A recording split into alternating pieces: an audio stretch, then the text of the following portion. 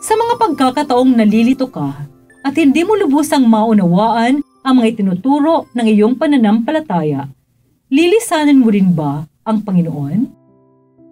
Maligayang araw ng Sabado, kapanalig. Sumaatin nawa ang biyaya at pagkapalang nagmumula sa Panginoon. Pasalamatan natin siya sa pagpanibago ng ating pag-asang harapin ang araw na ito ng may lubos na pagtitiwala sa kanyang kagandahang loob.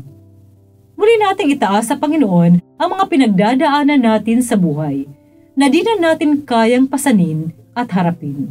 At buong kababaang loob na dasalin, Lord, ikaw na po ang bahala.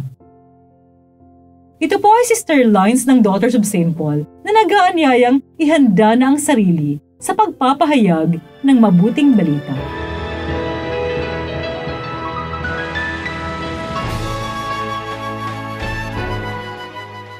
Sinabi ng mga alagad ni Jesus, "Sino ang makakarinig sa kanya?" Alam naman ni Jesus sa loob niya na nagbubulong-bulungan tungkol dito ang kanyang mga alagad, kaya't sinabi niya sa kanila, "Nakakaiskandalo ba ito sa inyo? Ano kaya kung masaksiyan ninyo ang anak ng taong umaakyat sa dati niyang kinaroroonan? Ang Espiritu ang nagbibigay buhay, walang bisa ang laman. Ang mga salitang binigkas ko ay Espiritu, kaya buhay. Datapot ilan sa inyo ang hindi naniniwala." Sapagkat alam ni Jesus mula sa simula kung sino ang mga di maniniwala at kung sino ang magkakanulo sa kanya. At sinabi niya, "Dahil dito, kaya ako sinabi sa inyo na walang pwedeng lumapit sa akin, malibang ipagkaloob ito sa kanya ng Ama." Kaya marami sa kanyang mga alagad ang tumalikod at hindi na nagpatuloy sa pagsama sa kanya. Sinabi naman ni Jesus sa 12, "Gusto rin ba ninyong umalis, Pedro?" "Panginoon, kanino kami pupunta? Mga salita ng buhay na walang hanggan ang inyong salita. Naniwala nga kami at nakilala namin na ikaw ang banal ng Diyos."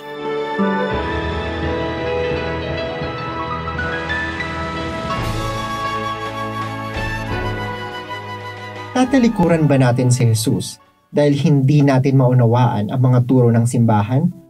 O tatalikod ba tayo dahil hindi tayo sang-ayon sa ilan dito?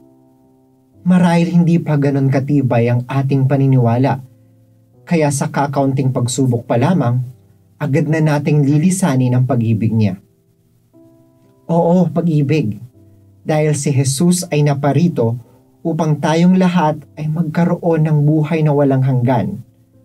Paano ka tumutugon sa tawag niya? Ano ang iyong ginagawa sa kanyang mga salitang nagbibigay buhay?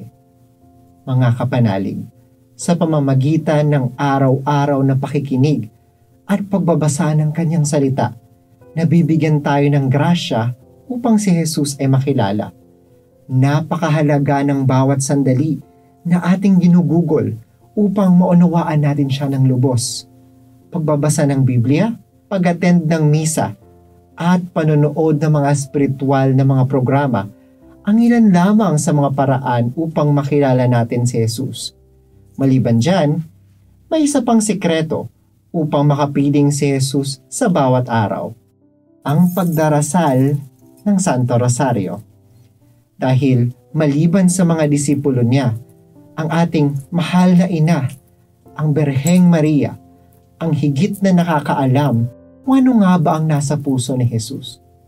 Sa ating pagninilay ng bawat misteryo ng Santo Rosario, ating nakakasama si Jesus sa bawat parte ng kanyang buhay. Sa pamamagitan nito, atin siyang masasabayan at mas maunawaan. Si Maria ang kanyang instrumento upang tayo ay mapalapit sa kanya. Sa pamamagitan ni Maria, hindi natin iiwan si Jesus. Sa bawat Ave Maria ay makikita natin ang pag-ibig niya. Tayo ay lalago sa ating buhay Kristiyano at sa kalaunan ay magiging banal. To Jesus, through Mary. Isang tiyak na daan upang masambit ang mga salitang, "Panginoon, kanino pa po kami pupunta? Nasa inyo ang mga salitang nagbibigay ng buhay na walang hanggan." Manalangin tayo. Ama, sa tulong ni Maria, naway aming maunawaan ang iyong mga salitang nagbibigay buhay na walang hanggan. Amen. Mga kapanalig, support Pauline's online ministry. Subscribe, like, and follow us on Facebook, YouTube, Instagram, Twitter, TikTok, Spotify, Google, and Apple Podcast. Maraming salamat po. At sa lahat na nag-message sa amin na humihingi ng panalangin para sa iba't ibang intensyon, asahan po ninyong kasama nyo kami sa pagdarasal na ipagkaloob ng Diyos ang inyong mga kahilingan. Ito po muli si Sister Lines ng Daughters of St. Paul na nagpapaalalang sa mga pinagdadaanan nating pagsubok sa buhay, umugot ng kaliwanagan, lakas at pag-asa sa Panginoong Hesukristong muling nabuhay.